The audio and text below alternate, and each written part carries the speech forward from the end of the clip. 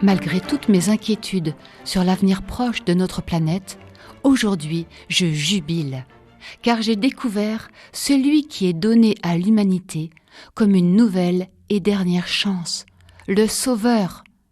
Au long des siècles, les hommes et les femmes n'ont pas réussi à faire de notre planète un lieu de bonheur. Mais lui, le Christ, peut sauver notre monde de la tristesse, de la souffrance et même de la destruction, si nous le voulons. Il est si central dans l'histoire de l'humanité qu'il a fait passer notre monde dans une ère nouvelle. La preuve ? Sa naissance marque le début de notre calendrier. Je jubile, car dès que j'ai commencé à le connaître, la joie est entrée dans mon cœur. Alors j'ai tout voulu savoir de lui. J'ai lu sa vie dans les 4 évangiles. Puis j'ai cherché des informations objectives sur les sources historiques des évangiles. Parmi les 4 évangélistes, 2, Jean et Matthieu, ont vécu avec le Christ et ils ont écrit ce qu'ils ont vu. Le 3e évangéliste, Luc, un médecin érudit, a interrogé personnellement ceux qui avaient connu le Christ. Et le 4e, Marc, a rédigé son évangile à Rome, d'après le témoignage du chef des apôtres, Pierre. En fait, les 4 évangélistes ont écrit dans des lieux différents, à des moments différents et pour la plupart sans se connaître. Et cependant, leurs récits sont extrêmement proches les uns des autres. Cela est une donnée objective, réelle, de même que les nombreuses études historiques qui confirment l'authenticité de la vie du Christ Jésus. Pendant 20 siècles, des milliers de livres ont été écrits sur lui. Des bibliothèques entières lui sont consacrées partout dans le monde. Des hommes, des femmes, des enfants ont cru en lui, des milliards sur tous les continents. Beaucoup ont même accepté de donner leur vie pour lui. C'est pourquoi on ne peut pas douter de sa réalité. Il y a un homme qui a connu mieux que tous le Sauveur. Il a reçu de lui la plus grande révélation sur l'avenir. Cet homme est l'apôtre Jean. Voici le récit de sa vie et sa révélation, l'Apocalypse, qui a traversé les âges pour venir jusqu'à nous comme un éclair fulgurant.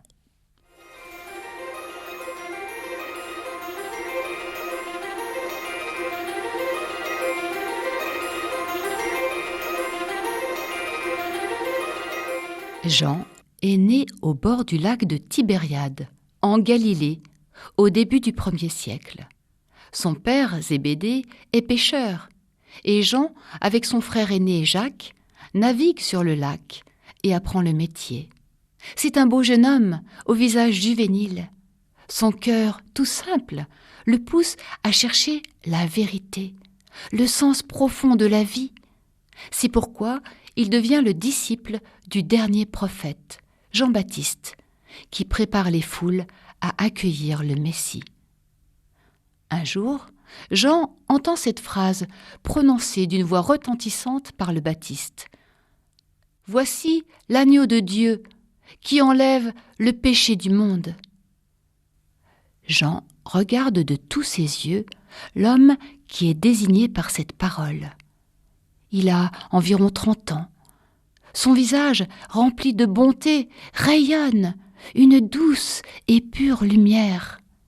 Son regard est plus limpide qu'une cascade sous le soleil, et tout son être semble plus humble qu'un agneau.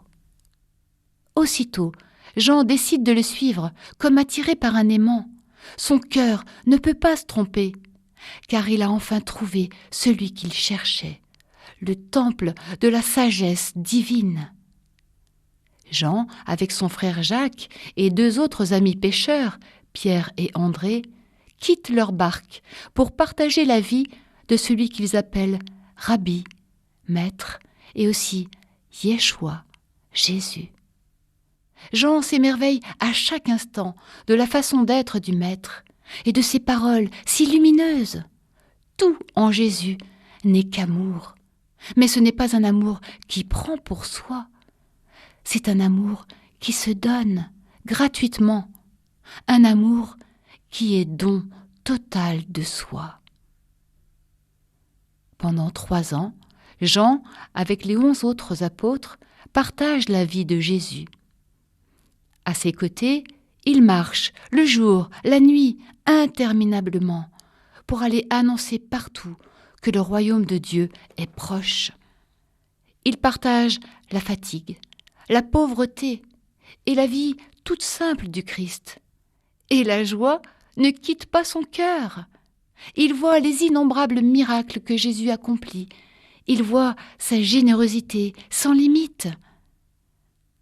Mais les riches et les puissants ne veulent pas du Christ. Ils ont peur de lui, car sa vie remet en question leur pouvoir injuste et leur accaparement des richesses. Ils ne veulent surtout pas que le peuple croie en lui. Alors ils le font arrêter, torturer et clouer sur une croix. Les apôtres, terrorisés à l'idée de subir le même supplice, s'enfuient, tous, sauf Jean. Lui, il se tient debout, au pied de la croix, le visage baigné de larmes. Les souffrances indicibles de Jésus le terrassent de compassion. À côté de lui, la mère du Sauveur, Marie, se tient héroïquement au pied de son Fils, le cœur ravagé de douleur. Alors Jésus, rassemblant ses dernières forces, dit à Jean : « Voici ta mère. » Puis à Marie : « Voici ton fils. » Et depuis cette heure, Jean veilla sur elle comme un fils. 3 jours après la mort du Christ, quand les apôtres voient que son corps a disparu du tombeau, Jean est le premier à croire qu'il est ressuscité. Avant même que Jésus ne se montre à lui, Jean comprend que le Christ est le maître de la vie et que la mort n'a plus aucun pouvoir sur lui. Oh, quelle joie pour Jean quand il revoit son cher Jésus vivant. Pendant 40 jours, avec les autres apôtres, il reçoit les ultimes enseignements du Maître. Et le dernier jour, juste avant que le Christ ne disparaisse définitivement à leurs yeux, Jean est frappé par les dernières paroles de Jésus. « Tout pouvoir m'a été donné au ciel et sur la terre. Et maintenant, je vous envoie, allez, de toutes les nations, faites des disciples. Et moi, je suis avec vous tous les jours, jusqu'à la fin du monde. »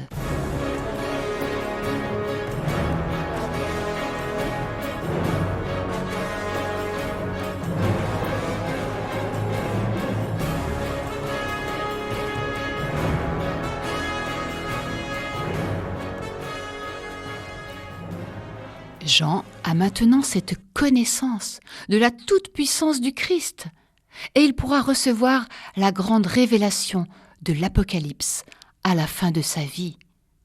Mais pour l'instant, il n'a que 20 ans. Et si le Christ peut tout, Jean et les autres apôtres, eux, se sentent si faibles pour accomplir leur mission.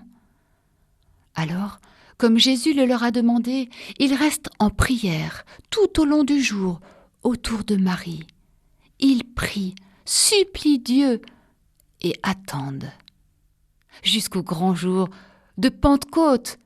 Ah, ce jour-là, un vent puissant traverse la maison où ils se trouvent et des langues de feu descendent sur chacun d'eux. Jean et ses 11 compagnons, avec Marie, sont alors remplis de l'Esprit de Dieu, l'Esprit Saint. Et cet esprit, à la fois doux et puissant, les délivre de toute peur et leur donne d'extraordinaires dons et charismes. Aussitôt, Jean et ses compagnons, ivres de joie, sortent dans les rues et commencent leur mission. En un seul jour, ils transmettent la foi dans le Christ à 3000 personnes. Et ils font de même les jours suivants. Leur parole est de feu. Au nom de Jésus, ils accomplissent des miracles. Ils guérissent les malades, ils font marcher les infirmes et même ils ressuscitent des morts. La foi se transmet rapidement dans toute la région. Mais une telle foi, fondée sur l'amour de Dieu et sur l'amour des autres, ne sert pas les intérêts des riches et des puissants. C'est pourquoi ils déclenchent une violente persécution contre les chrétiens. Ils les font arrêter, jeter en prison, tuer. Les apôtres, menacés de mort, doivent alors se disperser dans les pays voisins et ils répandent la foi partout où ils passent. Jean, cependant, n'a pas la même mission que les 11 autres. Lui, il veille sur la mère du Christ. Pour échapper aux persécutions, il emmène Marie à Éphèse et sur une colline, en dehors de la ville, il construit une humble maison de pierre. C'est là qu'ils vont vivre pendant près de 20 ans. Une vie pauvre, simple, toute de prière.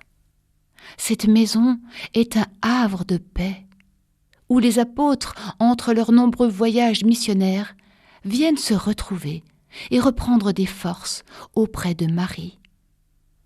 Pendant ces années, la mère du Sauveur transmet à Jean une connaissance si profonde du Christ que personne d'autre sur terre ne la possède.